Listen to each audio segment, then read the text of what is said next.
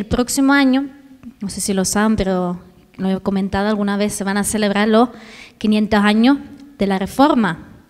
Si yo les digo 500 años de la Reforma, ¿cuántos saben de qué estoy hablando? No es de la reforma de la casa, no es una reforma de ningún establecimiento. Lo que quiere decir que hubo una reforma, digamos, religiosa y mucho más allá. Y la verdad que hubo muchos, digamos, apasionados reformadores, así lo describió un autor que escribió el libro Los Generales de Dios, y me gustó ese título, apasionados reformadores, como lo fueron John Wycliffe, John Hus, a lo mejor les suena más, Martín Lutero, Juan Calvino, John Knox y George Fox. Son personas que dijeron, oye, esto lo que están haciendo no está bien. Y buscando a Dios, tuvieron un encuentro personal con Dios y fueron usados por Dios para llevar esa verdad que está escrita al pueblo. Pero digamos que el que abrió paso a la reforma y la impulsó fue Martín Lutero, cuando colgó en las 95 tesis, lo llaman, en la puerta de la iglesia de Wittenberg, el 31 de octubre de 1517. Y han pasado bastantes soles desde entonces. Y Martín Lutero era un monje y en su época no había luz sobre la verdad del Evangelio, porque era ilegal que una persona común y corriente tuviera una Biblia, era algo ilegal. Y las pocas Biblias que habían estaban disponibles en latín, pero solo para uso exclusivo de los sacerdotes. Y muchos de los sacerdotes nunca la leían, sino actuaban conforme el costumbrismo, la tradición o pues lo que el papá del momento se le ocurría. Pero realmente no tenían acceso a la verdad, que es la palabra de Dios. Y Dios usó a este hombre común y corriente que simplemente buscó la verdad. Porque dice en Mateo 7:8, pedid y se os dará, buscad y hallaréis, llamad y se os abrirá. Y yo siempre digo, aquellos que buscan a Dios de todo corazón, lo hallarán, porque dice la palabra que el que busca, halla. Y Martín Lutero era una persona que buscó la verdad de Dios. Incluso sus padres desde pequeño le enseñaron que la oración y la disciplina iban de la mano. Y también fue a la escuela, tuvo ese privilegio que muchos en aquel entonces no tenían. Eran muchos campesinos, había mucha pobreza y no todo el mundo no podía estudiar. Pero él sí estudió y en la escuela la principal meta era enseñar latín. Porque el latín era el idioma pues, de la iglesia, era de la ley y mucho más allá, era lo que digamos te abría camino. O si querías trabajar en algo, pues había muchos aspirantes a ser sacerdotes porque se pagaba bien. Dice, bueno, pues lo veían como un trabajo más. Y los padres lo metían en la escuela y él aprendió latín. Y como decía, había poca luz de la verdad del Evangelio en esa época. Y tampoco había, digamos, quedaba mucho prestigio de la iglesia primitiva, porque brillaba por su ausencia. La iglesia primitiva era una iglesia generosa, que buscaba de Dios, eran personas de oración y usados por Dios en señales, milagros y prodigios. Y por supuesto con adoctrinamiento en la enseñanza de Jesús. Y todo eso, con el paso del tiempo, fue desapareciendo. Y Jesús en ningún momento pretendió crear una nueva religión. Él quería acercar la humanidad a Dios. Quería que el camino fuese fácil. Pero conforme iba pasando el tiempo, las enseñanzas de Jesús cada vez se alejaban más del pueblo. Como decía, ni siquiera tenían acceso a la Biblia y si los sacerdotes, que en aquel entonces eran los responsables de enseñar la palabra de Dios, tampoco la leían, pues imagínense. Y muchos también incluso se alejaban, no solo se alejaban de las enseñanzas de Jesús, sino que ni siquiera les interesaba lo que Jesús enseñó, sino que buscaban sus propios beneficios o sus propios intereses. Y un día Martín Lutero estaba estudiando la Biblia y se dio cuenta de todo esto, de cómo se había depravado las enseñanzas cristianas en lo que se habían convertido en un negocio en aquel entonces, porque pagabas por las indulgencias, todo lo que era a lo mejor pecado por la cual te ibas al infierno, al purgatorio, pues tú ibas al sacerdote de turno y le tenías que pagar. Y ese dinero todo se destinaba para construir la capilla, me parece, de San Pedro, algo de eso. Pero estos son solo algunos ejemplos. Pero era un hombre con una misión, pero esa misión no era exponer los errores de la iglesia o de la religión.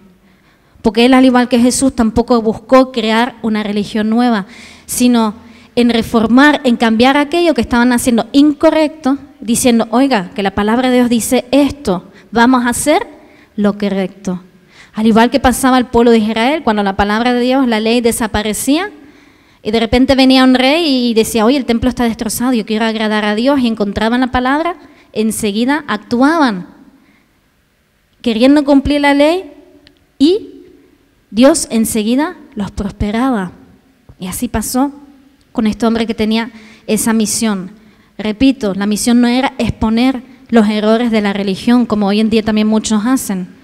No estamos llamados a criticar ninguna religión, no estamos llamados a señalar a ninguna iglesia en sí. Estamos llamados a predicar el Evangelio de Jesús. Y su misión era simplemente hacer las paces con Dios. Porque a él no le habían enseñado lo que la mayoría de nosotros sabemos, que Jesús vino a reconciliarnos con Dios, como dije antes. Y una de las cosas más importantes es que la salvación se recibía por fe, no por obra, no que porque pagaras al sacerdote ibas a ser salvo, no, era por fe. Y lo que algo hoy tan sencillo que todos o muchos conocemos o sabemos, en aquel entonces nadie lo sabía. Y como no leían la palabra y como tampoco nadie les enseñaba, pues creían que pues con dinero o con obra se alcanzaba la salvación, pero no era así. Salvos por fe y no por obras. Y hace 500 años este pensamiento fue toda una revolución. La reforma trascendió las fronteras de la religión y abrió un nuevo camino. Dios usó a este hombre para traer luz en medio de la oscuridad. Y la palabra de Dios se tradujo en muchos idiomas y llegó a estar al alcance del pueblo y en su idioma. Y esto fue hace 500 años, pero yo creo en lo más profundo de mi corazón que la iglesia nunca puede dejar de reformarse. Hoy en día la palabra de Dios está al alcance de cualquiera, prácticamente en la mayor parte del mundo. La tenemos en el móvil, tenemos varias traducciones, hasta podemos elegir. Ay, esta versión no me gusta, ay no, voy a leer aquella. Tenemos hasta dónde elegir. Algo que hace 500 años era una idea remota de que no saber nada de Dios y tenías que confiar en una persona, lo que te estaba enseñando era correcto, hoy en día está al alcance de cualquier persona. Y como dije, la iglesia nunca puede dejar de reformarse y no podemos de dejar de leerla hoy, lo que está a nuestro alcance. Mucha gente pagó con su vida para que esto estuviera en nuestras manos. No dejes de leerla, no dejes de buscar lo que Dios quiere enseñarnos a través de ella.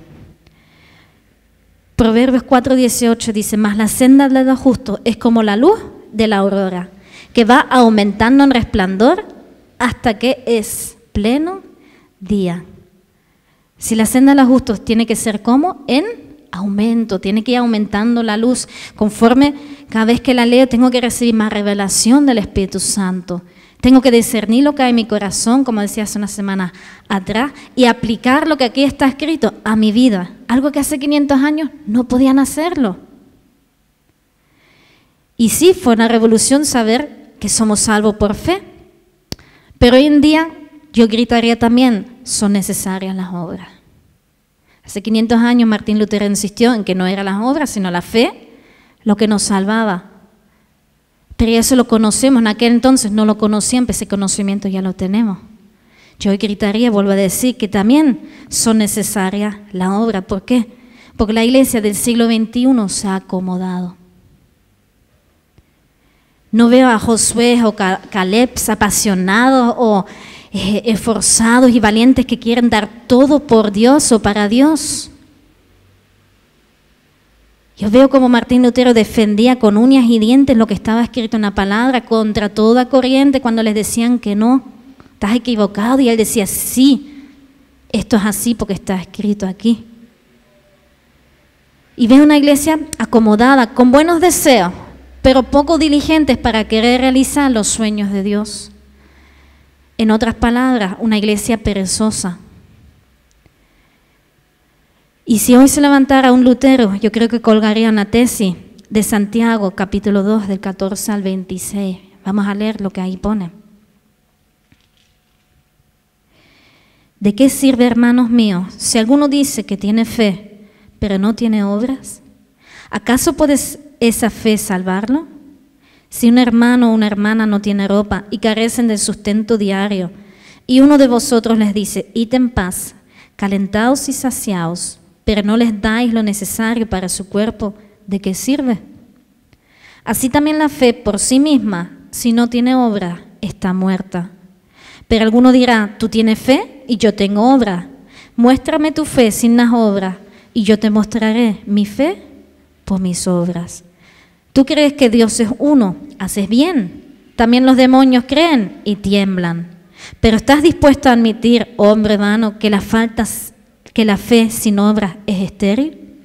¿No fue justificado por las obras Abraham, nuestro padre, cuando ofreció a Isaac, su hijo, sobre el altar? Ya ves que la fe actuaba juntamente con sus obras. Y como resultado de las obras, la fe fue perfeccionada. Y se cumplió la escritura que dice, y Abraham creó a Dios y le fue contado por justicia. Y fue llamado amigo de Dios. Vosotros veis que el hombre es justificado por las obras y no solo por la fe. Y de la misma manera, ¿no fue la ramera Rahab también justificada por las obras cuando recibió a los mensajeros, los envió por otro camino? Porque así como el cuerpo sin el espíritu está muerto, así también la fe sin las obras está muerta. Claro y directo mensaje de Santiago, ¿verdad? Y nuestra fe sin obra está muerta. Y creo que la iglesia muchas veces está llena de personas que creen, sí, creen, pero sus frutos hablan todo lo contrario de lo que creen. Sus frutos o sus obras son lo contrario de sus obras. Por ejemplo, saben que no deben mentir y siguen mintiendo. Saben que la iglesia primitiva, por ejemplo, fue generosa, que estaban todos unidos en el mismo sentir. Y hoy sí seguimos llevándonos por el egoísmo, diciendo el yo es lo que importa. Lo negamos con nuestra mente, pero nuestros hechos dicen otra cosa. ¿Qué vamos a contar a Jesús el día que nos presentemos delante de Él? Ah, es que yo no sabía. Ahora que lo dice Jesús, ¿verdad? Un día el pastor predicó, pero ese día no estaba de muy buen ánimo para llevarlo a cabo. O le vamos a decir que me crié con la religión católica y ahí me quedé. Siempre tuve deseos de hacerlo, pero nunca me decidí. Dice en Proverbios 13:4, el alma del perezoso desea, pero nada consigue, mas el alma de los diligentes queda satisfecha. Jesús quizás te conteste, perezoso, perezosa. Tenías la Biblia en tu móvil, tenías internet, tenías en la iglesia donde congregarte en casi todos los pueblos. Ahora estoy hablando de aquí. Estaba la palabra de Dios a tu alcance. Aquí está escrito. No podemos decir es que yo no sabía. No puedo decir es que me engañaron con la enseñanza. Que si sana doctrina, que si falsa doctrina, que si dicen, que si piensan, que si digo. No. Porque los deseos, buenos deseos, se quedan muchas veces en eso. En buenos deseos hay que ser diligente. ¿Ustedes creen que, por ejemplo, un domingo yo siento de Dios levantarme por la mañana? No. Mi carne me dice, quédate acostada, está cómoda la cama, calentita. Y más ahora con el frío, ¿verdad?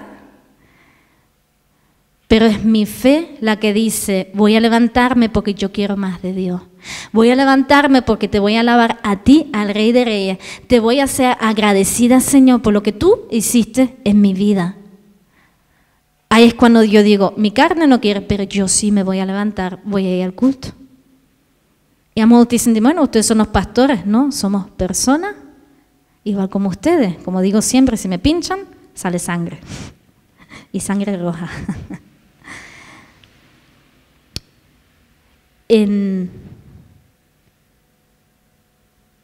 Si este fuese tu caso, que tu cama te puede más que tus deseos, tienes un grave problema. Porque puedes tener toda la fe del mundo, puedes ser una persona de oración, incluso puedes leer la Biblia, pero si tu cama te puede más que tus deseos, tienes un grave problema. Porque puedes ser creyente, pero con una fe muerta, porque las obras lo demuestran. A veces hasta digo, yo creo que a veces hasta los demonios tienen más fe, porque dice que los demonios creen, pero tiemblan. Yo dije, vaya, pues nosotros ni temblamos del temor de Dios. Los demonios por lo menos tiemblan. Tenemos que actuar conforme a lo que creemos. Y en Romanos del capítulo 12 también da muchos consejos y habla de nuestros deberes cristianos, de cómo debe ser un verdadero cristiano, pero solo voy a leer el versículo 11. Dice, no seáis perezoso en lo que requiere diligencia, fervientes en espíritu, sirviendo al Señor. Requiere diligencia, que quiere decir que seamos ágiles, que actuemos con prontitud, deprisa, y más para las cosas de Dios. Porque viene algo tan grande de parte de Dios que tenemos que estar dispuestos a servirlo a Él, en el lugar donde Él nos ponga o nos ha puesto ya. Porque el día de mañana estaremos delante de Él, tenemos que rendir cuentas de nuestros dones, qué estamos haciendo con ellos.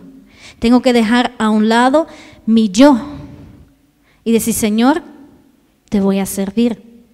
¿Esto me cuesta? Sí. Pero voy a crucificar mi carne. Eso se llama morir a la carne. Porque Dios está levantando, llevamos semanas hablando de esforzado y valiente. ¿Qué es ser esforzado y valiente? Para educar a nuestros hijos, por ejemplo, y enseñarles a guardar los mandamientos, como lo hizo Abraham. Abraham recibió la promesa de Dios, pero no se quedó de brazos cruzados. No. Él enseñó a sus hijos a guardar los mandamientos. Él dijo, el Dios que me trajo hasta aquí, tú lo tienes que conocer.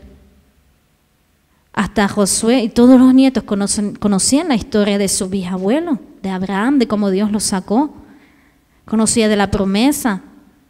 Sabían cómo dirigirse delante de Dios. Eso fue un trabajo de esfuerzo y de ser valiente. ¿Por qué? Porque los hijos no siempre aplauden a los padres, ¿verdad? O si les prohíbes algo te van a decir, ay bien papi, gracias por cuidarme. No, rabietas, pataletas. Pero ahí es donde uno tiene que estar firme y más con la autoridad que Dios nos ha dado como padres hacia los hijos. Todo lo que hablemos con nuestra boca es lo que declaramos sobre sus vidas. Y a veces también hay que ser valiente. ¿Por qué? Porque lo que está mal está mal. Lo que es pecado es pecado. Y muchas veces veo esto en cristianos o en creyentes que dicen, no, mi hijo, esto no te conviene, o esto no es así. O mira que la palabra de Dios dice aquello. No, pero yo voy a hacer aquello. Ah, bueno, ya Dios hará. Y intentan justificar lo que sus hijos están haciendo. Y con esto no digo que te pongas a pelear con ellos, porque la palabra de Dios nos hizo para discutir. No, tenemos que amarlos y apoyarlos, pero siempre con la palabra de Dios por delante. Hijo mío, hija mía, Dios dice en su palabra que si haces eso no te conviene. Amor se ríe de ti, pero sabes que tarde o temprano Dios te va a respaldar porque eres su padre, eres su madre y tienes la autoridad que Dios te ha dado en el nombre de Jesús. Pero tienes que aprender a lucharlo donde corresponde lucharlo, en oración y con las rodillas dobladas.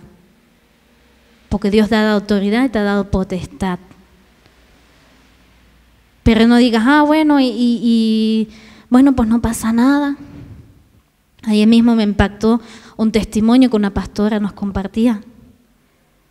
Ella decía cómo había recibido su promesa, su hija también era creyente. Dice, yo recibí una promesa de Dios, que iba a ser mi hija esto, aquello y demás, que iba a estar ministerio. Cuando la hija tuvo 17 años se enamoró de un chico que no le convenía. Dice, yo sabía que ese chico no era el que Dios quería para ella. Y se lo dije, no, por esto. ¿Saben qué pasó? No, mami, ya no es el amor de mi vida porque esto, lo otro. Personas se levantaron de la iglesia contra ella. ¿Qué te pasa con tu hija? Bendícela. No la puedo bendecir porque Dios me ha dicho que no.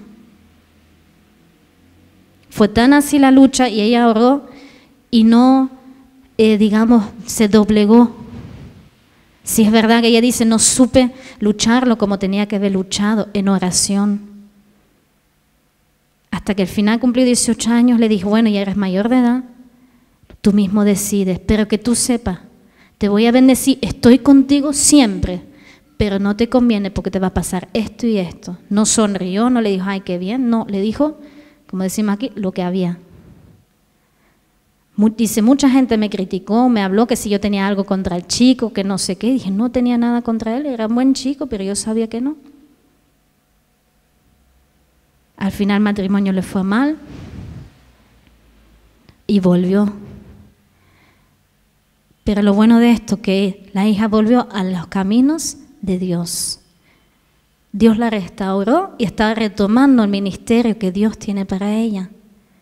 Y la madre decía, Dios me respaldó mi palabra a lo que Él me había dicho. Y yo sé que esto a veces es difícil entenderlo o muchas veces vamos de un extremo a otro. Quiero decir que no hay que discutir, no hay que debatir, pero tampoco vamos a facilitarles el camino.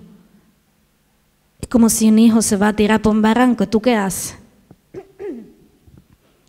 Intentas detenerlo, ¿verdad? Pues lo mismo sucede con Dios.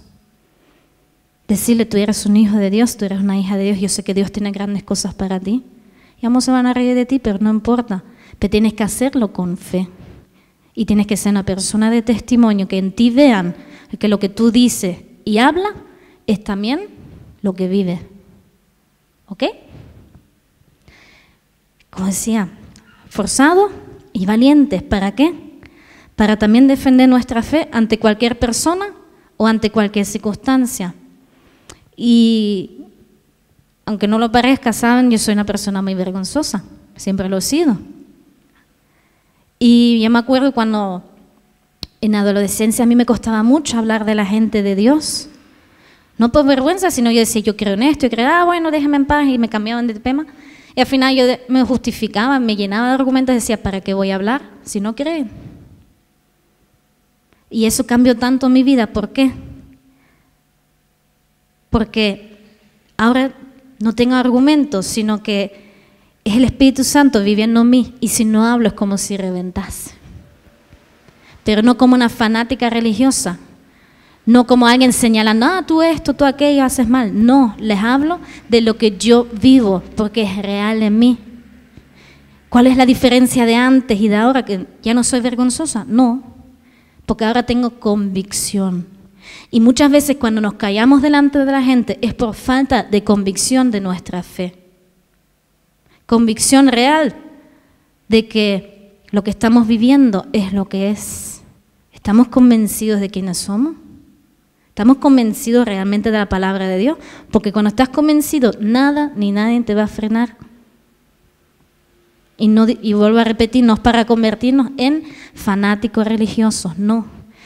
Vive la palabra de Dios, vive la actitud del Espíritu Santo, los frutos, y Él te va a guiar. Y eso te va a salir solo, brota solo. También esforzados y valientes para provocar el avivamiento en este país. Y hay muchas antorchas que están encendidas en toda España. Y esas antorchas encendidas, al final, poco a poco se están propagando. Y llegará el día donde España arderá en fuego del Espíritu. Pero no es porque Dios esté esperando. Dios ya lo dijo, Él lo va a hacer.